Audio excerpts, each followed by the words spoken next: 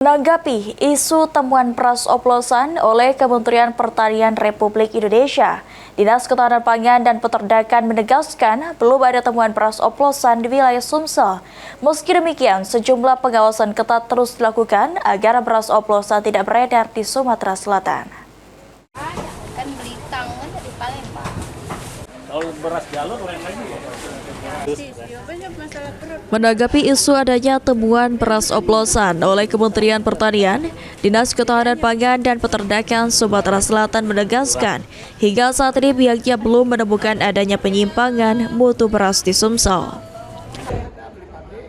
Hal tersebut disampaikan Kepala Dinas Ketahanan Pangan dan Peternakan Sumatera Selatan, Ruzwan Effendi. Pihaknya rutin melakukan surveillance untuk memastikan mutu bahan pokok terutama beras yang saat ini tengah menjadi sorotan masyarakat.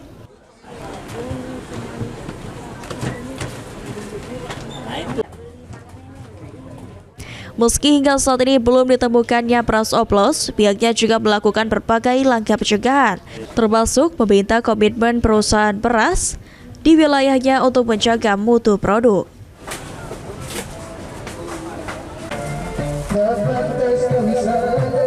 Ya harus pastilah, tapi tentunya dalam hal pembinaan. Kalau tindak lanjut dari segi hukum, bukan ranahnya kita.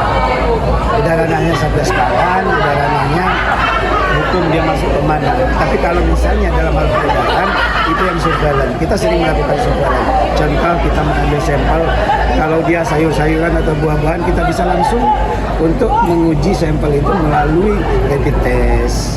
Kita ada alat-alatnya.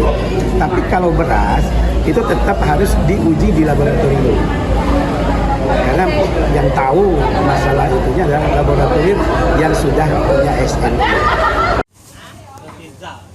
Ditambahkan Ruzwan, penanganan kasus dari sisi hukum bukan menjadi kewenangan DKPP, namun pihaknya terus melakukan pembinaan terhadap pabrikan.